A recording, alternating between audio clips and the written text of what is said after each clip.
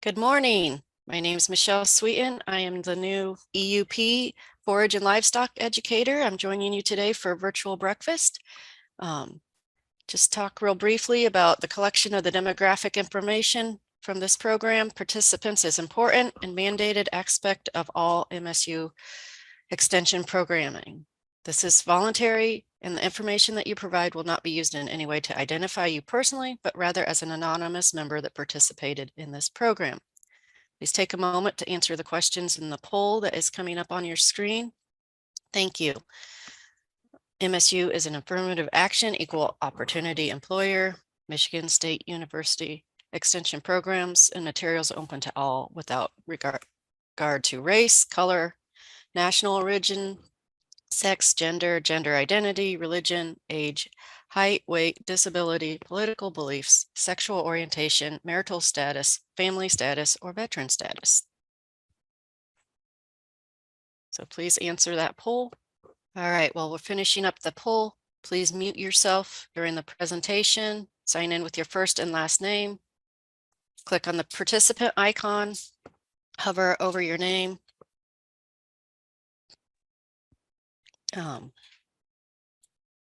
Or click or more or rename, and then type your name into the window. We need that so we can get your credits. And then please ask questions in the chat box found at the bottom of your screen.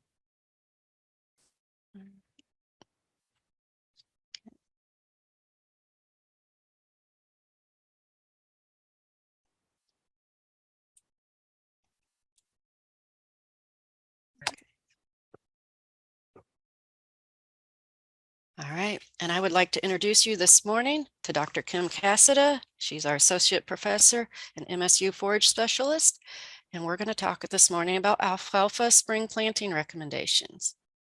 I will let her take over here. Good morning. Excuse me. Good morning, everybody. We're going to jump right into it on this beautiful spring day where everyone is thinking about planting. It's perfect planting weather for alfalfa, but there are a few things that we hope that you would have already done. If you are already beginning to think just, oh, I think I should plant some alfalfa, you are a little bit behind.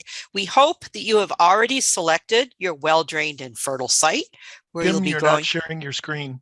I'm not. Let's fix that. Is it there now? Yep. Okay, there we go. Sorry about that. So we hope that you've already picked that perfect site and you've got it ready. For alfalfa is very finicky about the pH. It absolutely needs to have a soil pH that is greater than 6.5, and the ideal is actually 6.8. And as I'm sure most of you know, when you apply lime to improve your soil pH, it takes about 6 months for that lime to work. So if you needed to remediate soil pH on your alfalfa site, you should have done that last fall. It is not usually productive to try and do that right before you put the alfalfa in. You'd be better off at that point to delay your planting until the late summer window. Put the lime on now, delay your planting into the late summer window, and you'd have a much better chance of success there. We'd like to see the soil P and K in moderate range. Hopefully you've already done your soil testing. Usually that works nicely to do in the fall as well. But if you do need to add some P and K, you can do that at planting. We want to have a site that does not have potential for auto-toxicity. I'm going to talk about that more in a minute. But the ideal here is that there has been no alfalfa on that field in the past year. One factor that's come up more and more recently that is very, very important with establishing alfalfa is you need to be absolutely sure that your field is free of residual broadleaf herbicides. So if you have your alfalfa in a rotation with soybeans or even corn, in some cases, or other crops, A lot of the modern herbicides have soil residuals that last up to 18 months or 2 years. And they will absolutely kill your new alfalfa seeding if you have those there. So if it's your own field, you know what's been applied to it. If you're leasing or you've just purchased a new field, it's very, very important that you find out what was applied to it recently. And you may need to grow something else for a year or two before you put it into alfalfa. If you have no-till seeding planned, it is very important that you control the surface residue. We typically recommend for new alfalfa seedings that if you're putting it into an old sod, that sod should have been terminated last fall to give it a chance to break down over the winter. And it also helps alleviate any auto-toxicity that might be there if you had been rotating out of an old alfalfa field. Even if you are going into, say, after corn, it is difficult to get good seed placement with your alfalfa seed if you have a lot of dead surface residue. So you need a plan to manage that. Now, I want to talk just for a second about the autotoxicity. And this is a situation where alfalfa is toxic to its own seedlings. It is somewhat unique amongst our major field crops in that regard. It doesn't appear to be toxic to anything else. This is a form of allelopathy, but it will interfere with the establishment of more alfalfa after an old stand. And the results here could be reduced or failed establishment if you replant too soon after the previous alfalfa, before that toxicity has dissipated. Or you could get a situation that we call auto conditioning or auto suppression, where you appear to get a good stand, but what you don't realize is that the roots of those plants are actually damaged. And so they're going to have a reduced lifetime productivity due to the damaged taproot that can't heal due to that toxin damage. And this is also the reason why you can't go into a thinning alfalfa stand and overseed it with more alfalfa, which just plain won't work in most cases. So the autotoxicity will dissipate over time. How long it takes depends on the conditions in the field. We typically will tell people 2 weeks to 2 years is how long it takes. So you want to make sure that your rotation plan includes at least 6 months to a year out of alfalfa before you try and replant in. And this means the old alfalfa is dead, has been completely terminated. We have an ongoing project looking at autotoxicity. If you look back through the old archives of the virtual breakfast, there is a talk I gave a few years ago about that project, where we're developing a soil bioassay that we hope we can make available to farmers through the diagnostic lab to help you tell whether the toxin is gone or not. We're at the validation stage on that study, and this year we are looking for fields that are being replanted into alfalfa where they have had alfalfa within the past 12 months. And if you're interested in helping us out, we would like to get a soil sample from your field at planting and then monitor the progress of your seedling stand. If you're interested in helping us out with that, you could contact my graduate student, Paige Baisley, at the email shown here on the screen. Baisley1@msu.edu. Now, when should you plant alfalfa? Today would be good. It's perfect. We have 2 windows of planting times here in Michigan for alfalfa, the spring planting and the late summer planting. I did a virtual breakfast last summer about the late summer planting. So if you want to learn about that, again, consult those archives. Today, we're going to talk about the spring planting window. The advantage of that is that it can allow you to have 1 to 2 cuts of alfalfa in your seeding year if you get it in early. So you might get 1 to 2 tons per acre, which is much better than nothing, which is what you'll get from a fall planting in terms of yield in that year. But there are pluses and minuses. So we have 3 possible planting windows in Michigan traditionally, going from north to south in the state. The southwest corner of the state, we can plant the earliest, and that gives us a window basically of the month of April. So we're well into that there, provided the field is dry enough. Then from the southwest corner up to about Clare, we have a window from April 15th to May 15th that's ideal. And north of Clare, we're looking at the month of May. Now, you might remember if you were on our talk last fall that we talked about how the fall planting dates shown on this old chart are being pushed forward. I don't really feel that we have changed our spring planting window very much. We're still pretty much accurately looking at these ranges, but if you're right along the edge of one of these lines, you may be earlier or later than that. And also if you are along the lake shores, you have that moderating effect, and you may be able to plant earlier than your zone would indicate in some cases. But within those windows for your location, if you plant earlier in that window, you have more risk of freeze damage and seedling disease because of cold, wet soils. If you're later in the window, you increase your weed and leafhopper pressure, and you have more risk of inadequate moisture to get your seedlings going. If you're not going to be able to make the ideal part of the spring window, in many cases, you're actually better off to push off until that late summer window, because planting late in the spring, you're really going to get hammered by the weeds and the insects. We do not recommend planting alfalfa in Michigan in June through mid-July. Unless you have irrigation and an aggressive pest control program ready to go, it's not a good idea. So what happens if we do have a late frost and you've already got your seedlings going? Sorry about the train in the background.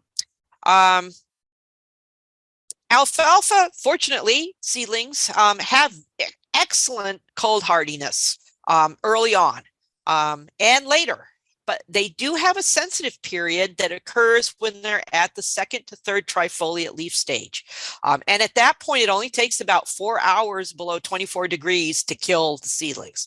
So when you're looking at how the seedling develops, the first leaf that comes out is going to be a unifoliate leaf. It's just got one leaflet on it. After that, it will be followed by the trifoliate leaves with the typical 3 leaflets per leaf. And we just count how many of those there are. If there are 2 trifoliate leaves, then we are on the second trifoliate leaf stage. And if there are 3, we're on the third, and so on. So unfortunately, because of the way growing conditions go in the spring, it's really hard to predict exactly when this sensitive period might happen after planting. And of course, we also can't predict when the cold period might happen. So there's a little bit of risk here.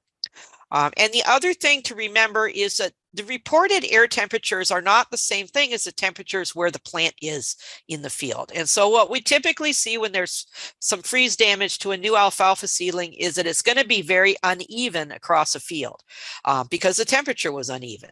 So for example, you're going to see that on a north or a west facing slope, those warm up slower in the morning because they're not getting that morning sun. So they might have a few more hours of cold temperature to get them over that threshold. And also in low spots, those can pawn cold air under certain conditions. So you may see parts of your field where you've got some freeze damage, where other parts of the new seeding will be just fine. One thing you can do to help with that is to use a nurse crop. A nurse crop is another crop that you plant along with the alfalfa to help protect those seedlings. They start fast. They help shelter the alfalfa seedlings from things like frost. They also crowd out weeds. But the key thing is that they can also crowd out your alfalfa if you don't control them. So you want to get them out of there early. They can give you an early harvest of haylage if you harvest at boot stage, or you can just spray them out when they're about 6 inches tall before they start to crowd your alfalfa. Typically here in Michigan, we see oats or oats and peas used for nurse crops. I've also heard of some people using spring triticale or barley. Whatever you use, you want to plant it at a very low seeding rate, nowhere near its full rate, together with a full rate of alfalfa, and then get that nurse crop out of there as soon as possible. And if you're using a nurse crop, that is one of the places where it can be beneficial to use some starter nitrogen, up to 30 to 40 pounds per acre, and to help boost the nurse crop performance. The alfalfa doesn't need it, but it can help that nurse crop give you a little bit better yield if you're planning to harvest it. Now, our variety selection is quite important. We have our variety test bulletin that we put out every year here in Michigan. That is available online. Unfortunately, it doesn't cover anywhere near the full range of alfalfa varieties that are out there available for you to use, because companies don't always enter all their varieties. So there are many, many varieties that are good that are not in the variety test. What you want to look at in a good variety is a fall dormancy from 3 to 5 in Michigan. Even up in the UP, we're finding a fall dormancy 5 gives us pretty good performance.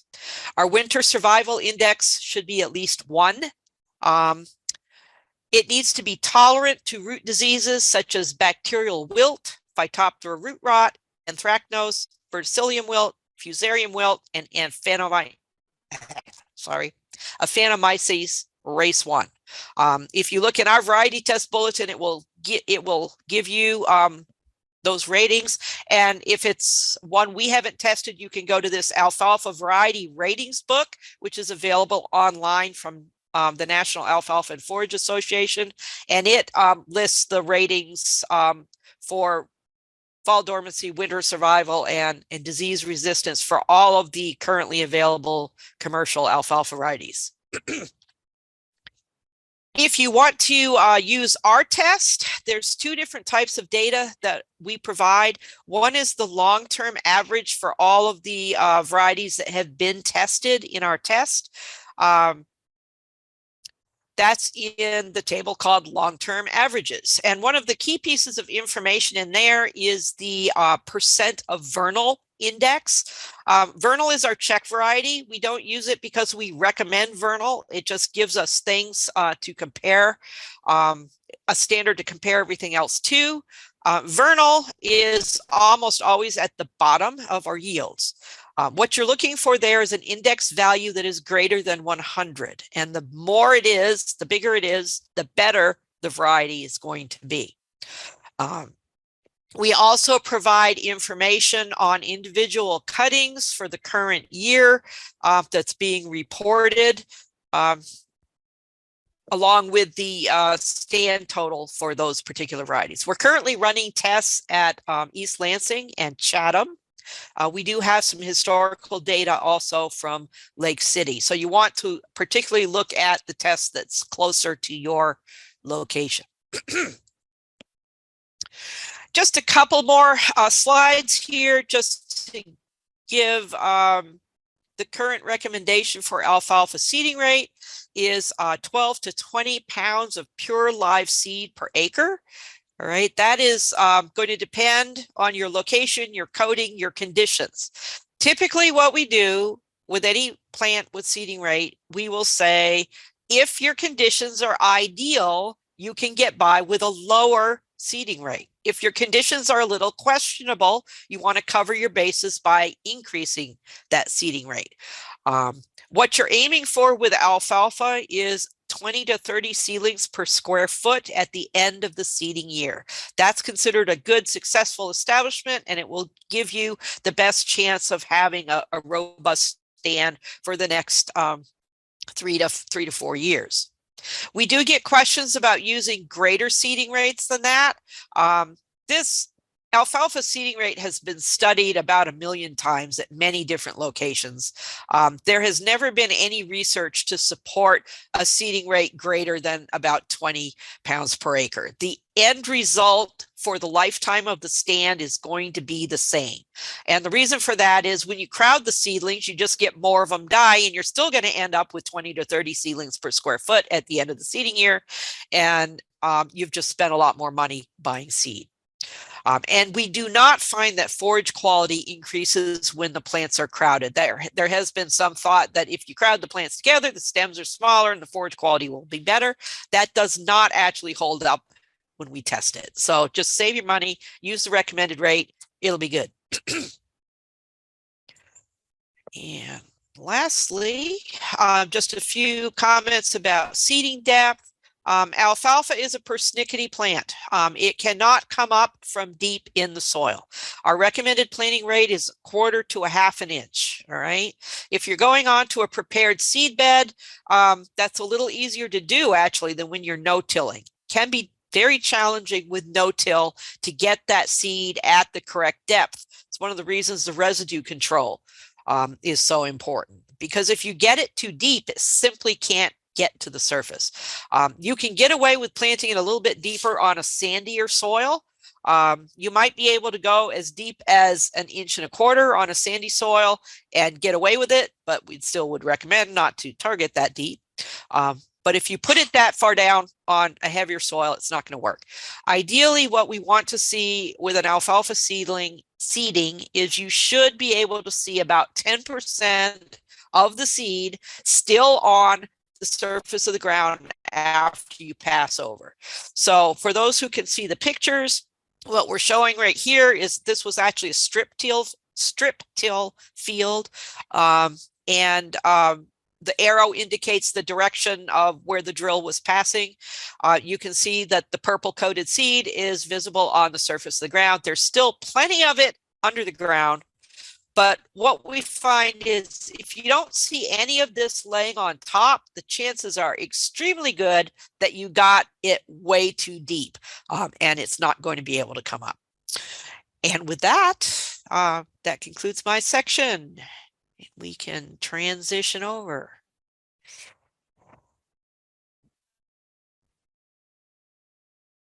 And introduce our next week's speaker, and that's Dr. Manny Singh, who will be with us and very timely after this very, very warm week to be talking about corn and soybean planting considerations here as again, the season jumps into full gear. So don't miss that again. That's next Thursday, of next week. And with that, I'll wrap up here and hand back over to Michelle and/or Phil. Thank you. Thank you, Jeff. Jeff, go ahead and go to the next slide for us. So let's go ahead and provide those RUP credits for everyone. And you remember that we need your last name, first name, the seminar code, the seminar date, the certification number, whether you're a commercial or private applicator, and then the category for your credit. It's either core or it's a 1A or 1B, and email that information to housett@msu.edu within 2 weeks. Look at the chat box. I've got the information there. Go to the next slide, Jeff. And the RUP code number for today is 39951, E as in Edward, 01. Let me repeat that number, 39951, E as in Echo or Edward, 01. Today's date is 4/13/23. The categories are 1A, 1B, a commercial or private core, and that code is good for 2 weeks. For our CCA folks, that QR code is showing on your screen. Please take a picture and go ahead and log into the CCA website. So let me repeat that code number one more time. It's 39951 E01. And with that, Jeff, I'm going to go ahead and ask you to go to the next slide. And I'm going to turn it back over to Michelle. All right. Just a reminder that you can find the virtual breakfast at all these podcast locations on Facebook, and they're at our website there at the bottom. And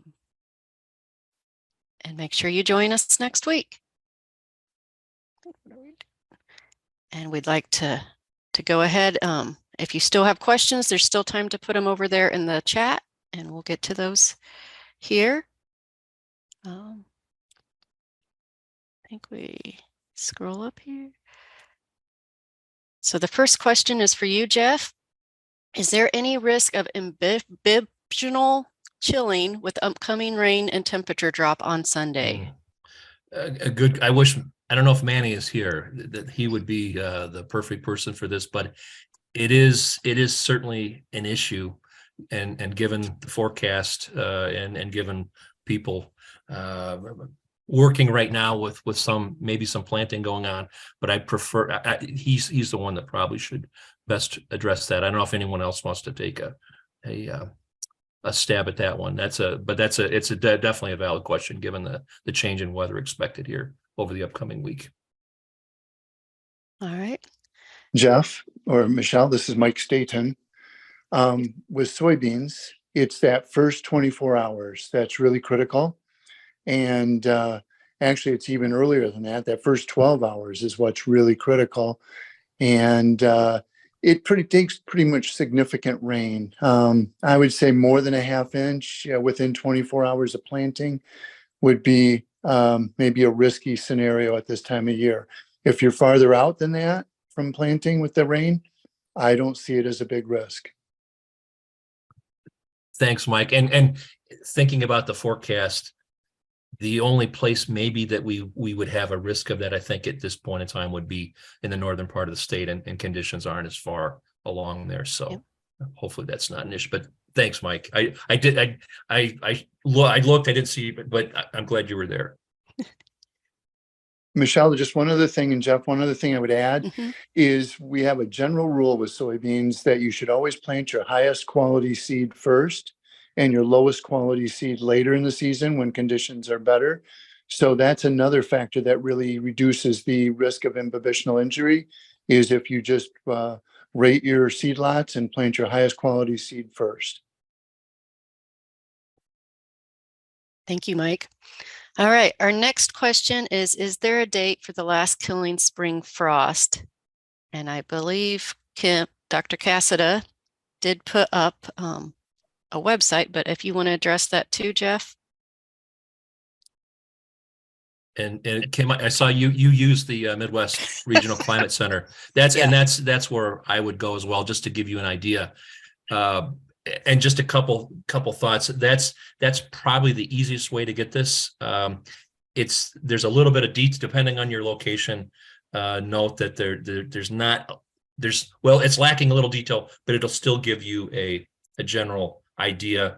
The other issue here to note, and it's one that we don't see with this graphic, but that this date is at least it's changing over time, and it's becoming earlier in the season. Or tendency, it's now 7 to 10 days earlier on average than it was just 30 to 40 years ago. So that's and sometimes the statistics we use here, we look at 30-year periods. So that trend is in there, but it doesn't necessarily say that. But remember that, and it doesn't mean every year is going to be like that. But the long-term trend is for that last freeze of the season in the spring to come a little earlier. So. But that's the one that Kim has provided is a real good source of just getting a good idea. And note that they'll have the median, so it's the expected date, and then there'll be statistics on either side, and you can look at the 10th percentile or how in 1 in 10 years, for example, it occurs this early or this late. And the reality of it is it's a fairly large window, several weeks, and in most of the state. The southwest corner, southeast corner, that's where we have it earliest, and as we go north and inland, it gets later, and of course in the northern part of the state inland, we can have freezing temperatures even into June. They have been observed there, so it's a fairly wide date range. Yeah, I got that website from you, Jeff. So. Okay. No, it's exciting. That's good. Why it looks familiar. It works. Yeah. Thanks. So we have one other question for you, Dr. Cassida. If your spring seeding of alfalfa is damaged by cold weather, can it still be thickened in the later summer without damage from autotoxicity? In other words, how soon does autotoxicity begin? That is actually a very interesting question. We actually don't know very much about autotoxicity, but one of the things that we think we know is it is not typically a problem in the seeding year. In other words, traditionally we've thought if you did have a fail on that initial seeding that you could go back in that same year and thicken it. I've worked with enough farmers now who have tried to do that I'm beginning to suspect that that might not be as accurate as we thought it was. So I would just say, go ahead and try it. But just be aware that it could still be a problem. I think rather than waiting for the summer window, if you knew early enough in your spring planting window that you had some seedling death due to frost, because you should be able to tell that fairly quickly. You might be better off to go in at the end of the spring window and do your overseeding. And at that point, I think you'd be pretty safe. But waiting until summer, maybe. So I have a question for both Jeff and Kim. It's tied together, and that's with new seedlings that are maybe up half inch to an inch tall. And in order for those to be hurt, according to Kim's data that she presented today, you have to be below 24 degrees for 4 hours. Jeff, how often does that really happen? Is that a strong consideration that we should ever think about? Or is that just a once in a decade kind of event that will happen? Any ideas on those temperatures at that 1 inch level of air temperature? Yeah, it was interesting to see that in Kim's slides, the susceptibility, and many crops and many plants have that special vulnerable stages like this one. I would say my first thoughts are to get mid-20s or to get 24 or less. It depends, of course, on when the crop is planted, when it emerged, and when it gets to that stage. But generally, that would be pretty tough to do in southern parts of the state. It doesn't happen very often. But further north, especially inland, that could be an issue. And Kim, it was great discussion of the microclimate, because that is really, really important. And there will be areas in a given field, the same field, low-lying, that were cold air ponds and so forth, that you will get different circumstances. And so because of all that, and because of the climate, northern parts of the state is still 24 for that stage is still possible, again, depending on when the crop is planted. But in the southern part, I would say it would probably be somewhat difficult to do to get to 24. Really, when you get to let's say you get to late April, that would be a really cold, really, really cold event for that climatologically. So less common, but going north, there still is a risk of that. I would, and I'm not seeing the numbers in front of me, but I'm pretty confident that would be the case. All right. I saw someone unmute. I thought maybe they had a question, but if somebody else. I have another question in case no one else has one. And Jeff, I'm going to ask you to back your slides up for 2. We had someone that missed the QR code for us this morning. Sure. So, and this is based on some of the information that Chris DeFonso put in.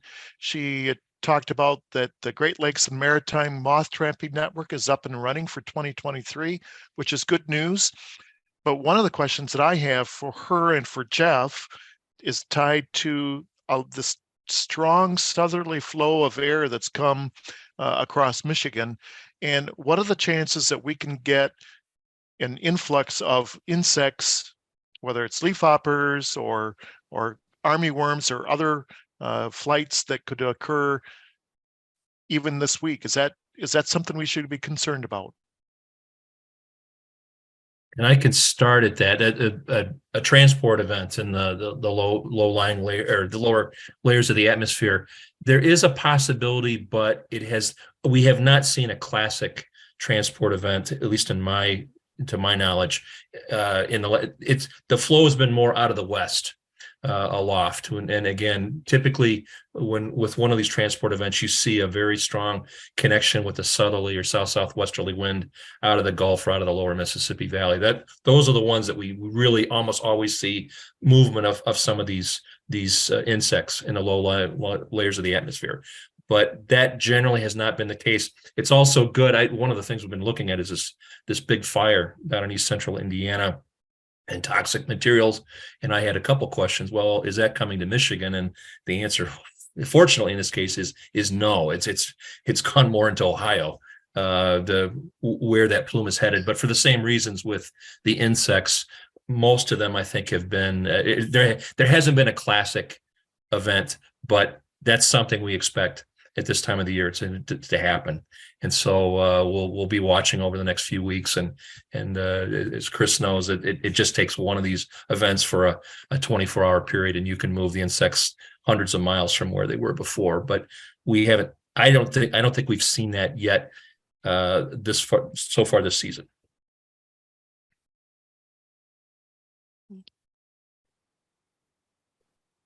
Kim, we have one more question for you. PLS count has gone down on 50-pound bags of alfalfa across the industry brands due to heavier seed coating applied. Would this change seeding rates if you have a bag with only 65% PLS? Well, our seeding rates that we give are based on PLS. So we are, because every bag of seed could have a different amount of coating. So it's not, in the case of alfalfa, it's not based on the total weight of the seed in the bag. You have to adjust for the PLS based on the coating percentage that's given on that bag. Usually it's either, for alfalfa, usually it's either a 9% coating or a 34% coating, depending on the brand.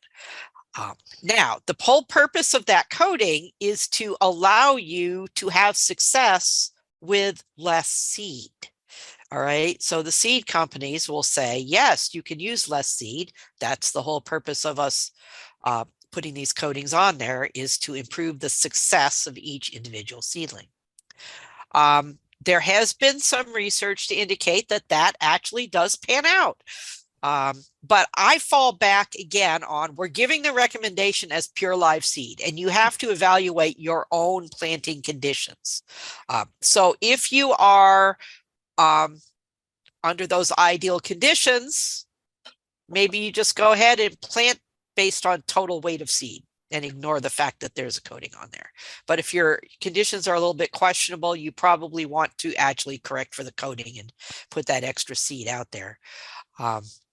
Another thing that's been shown by the research is that it seems you can get by better with less seed if you're on a sandier, drier site.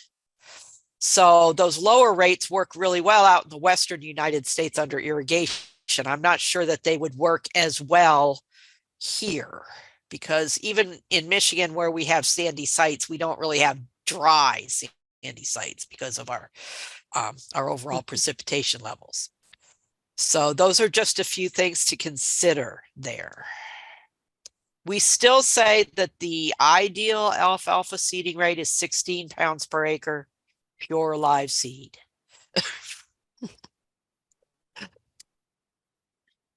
Phil might have some thoughts on that. He looks restless. He does. No, I'm paying attention to other stuff here. But no, I would go along with what you're saying, Kim, that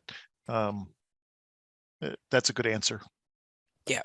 I mean, and as the price of alfalfa seed has gone up and the coatings have gone up, and we have technology fees now for some of these products, it can get pretty pricey to plant a field of alfalfa. And so the temptation is there to, move that pure live seed count down to save a little bit of money. But it's one of the places where, you're saving a little money now, but are you losing it later?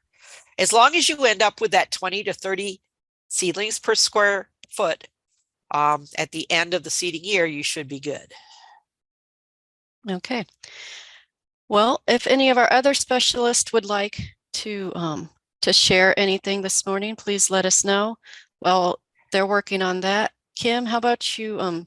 Could you talk about diversity with alfalfa? We hear a lot about diversity in the forage world today. What companions do you find to be ideal with alfalfa? Is there anything new? There's really not much that's new. If you're looking to extend the life of an alfalfa stand, we still typically might go in with a small grain or a perennial grass or sometimes Italian ryegrass to just get a few more years out of it. If you are planting something with it right at the get-go, still our main companion grasses for alfalfa here in Michigan are orchard grass, tall fescue, and meadow fescue, and some timothy. It depends. The biggest piece of that is, what is your market? What are you going to use that for? All of those grasses would be successful as a established companion with alfalfa. All right. Well, Phil, I don't see anybody else having questions, or any other specialists seem to be jumping in right now. So, Well, I think we can go ahead and finish it up. It looks like Lyndon Kelly has a comment or a question. Lyndon? Phil, just a couple things on the irrigation front. Can you hear me? Yes. We heard just recently that Michigan will accept irrigation reports until June 1st. That we're past the deadline. April 1st was the deadline. But we really encourage people, if you have registered water uses supplies for irrigation, get those reports in. Even though the deadline's over, they'll take them till June 1st. And then second, in case the rain doesn't come the way we hope it does, I encourage producers to have their irrigation ready. If you can't plant now, get the irrigation ready so you don't have to worry about that while you're planting, and then it's available to help you water up or water in products. Thank you. Michelle, this is Mike Staten. I do have a quick update if there's time. I think so. I appreciate it. There's some larger soybean seed out there this year, and soybean producers really should be looking at their seed lots just to make sure that they understand the size of their seed.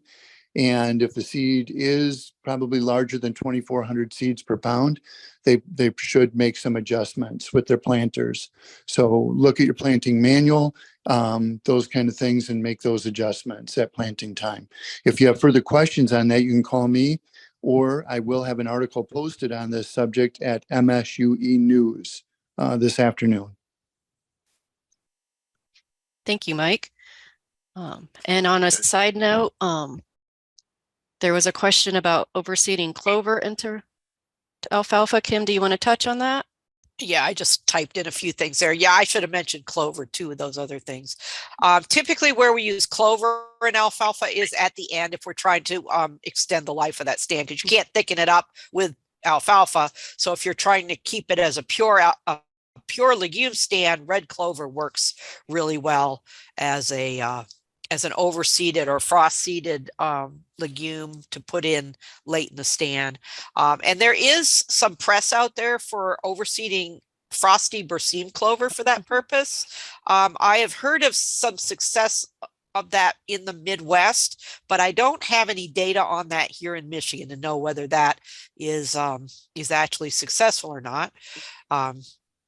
But it is something that you might cautiously try to see if it would work in your operation. Now, berseem clover is an annual. So if you do oversee that, you would have to do it every year to keep it going. Whereas red clover will last for 2 to 3 years from one overseeding.